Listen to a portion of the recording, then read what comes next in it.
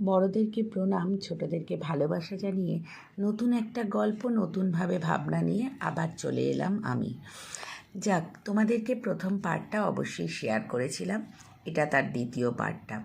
আরও কিছুটা অংশ বাকি আছে, সেটাও হয়তো ধীরে ধীরে তুলে ধরবো তোমাদের সামনে। বন্ধুদের সাথে মজা করতে করতে বেশ সুন্দর একটা জমাটে সন্ধে এবং সারা দিন কাটিয়েছিলাম। ক্রুজগুলো এত সুন্দর করে সাজানো যে কি বলবো।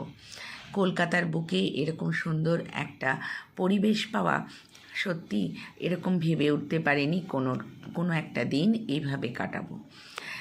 ক্রুজের মধ্যে সুন্দর গান চলছে, তার সাথে ছোটোখাটো স্ন্যাক্স খাওয়া, গল্প করা, আনন্দ করা, বিভিন্ন রকমভাবে সময়টাকে কাটানো।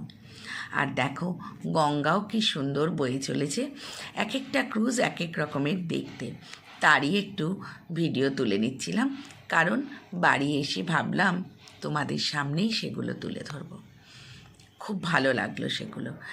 আর সত্যি জল তো বহমান, তার মধ্যে এরকম ভেসে বেড়াতে বেশ সুন্দর একটা সন্ধে, খুব ভালো লাগছিল। এই ভদ্রলোকটিও প্রচণ্ড চেষ্টা করে সুন্দর সুন্দর গান সকলের মন জয় করে নিচ্ছিল গান করে। ভালোই গানগুলো লাগছিল। সন্ধ্যের সময় এরকম গান, তারপরে হচ্ছে গঙ্গা পক্ষে ভেসে বেড়ানো, সাথে যদি চা স্ন্যাক্স একটু থাকে, খুব সুন্দরভাবে সন্ধেটা জমে যায়। অপর প্রান্তে দেখো কত কিছু দেখা যাচ্ছে। আলোর রোশনায় গোটা কলকাতা সেজে উঠেছে তার নিজের মতন করে। আসলে বন্ধু পাওয়াটাও একটা ভাগ্যের ব্যাপার, আর এরকম ভালো বন্ধুদের সঙ্গে সময় কাটানোটাও খুব মজারই একটা ব্যাপার। জানি না, আমার হয়তো এটাই ভাগ্য যে আমি খুব ভালো বন্ধু পেয়ে যাই বা পেয়েছিও। তাই এরকমই একটা সন্ধে, যার গল্প তোমাদের কাছে করলাম। আমার কাছে মনে হয় মানুষের কাছে ভালো কিছু পাও না, সেটা হচ্ছে তার সুন্দর ব্যবহার। ভালো কথা বলতে পারলে, দুটো মানুষের মন জয় করতে পারলে হয়তো অনেকটা জীবনের পাওনা হয়। তবে হ্যাঁ, এখনকার দিনে যদি তুমি সত্যি কথাটা একদম মুখের ওপরে বলে দাও, তাহলে অনেক মানুষের কাছেই অপ্রিয় হয়ে যেতে হয়। যাক, এইসব গল্প আর না বলে দেখো, চারজন একসাথে মাথা করে সবাই বলছে একভাবে একটা ফটো তোলা যাক। সেই ফটোগুলোও তোমাদের সাথে ভাগ করব। কি সুন্দর! আর এই জলের মধ্যেই ফ্লোটেলগুলো সত্যি অসাধারণ। ফ্লোটেলের ভিডিও তোমাদের কাছে নিয়ে আসব। আমার কোনো অভিজ্ঞতা ছিল না, তবে হ্যাঁ, বেশ কিছুদিন আগে একটা ফ্লোটেলে আমি খেয়েছিলাম, যেখানে নাকি একটি অন্যরকম এনভায়রনমেন্ট ছিল। তবে সেটাও তোমাদের সাথে দেখিয়েছি কোনো একটা ব্লগের মাধ্যমে। সন্ধ্যের এই মুহূর্তগুলো এইভাবে কাটাবো কোনো একটা দিন, এটা আমি কিন্তু সত্যিই ভাবিনি।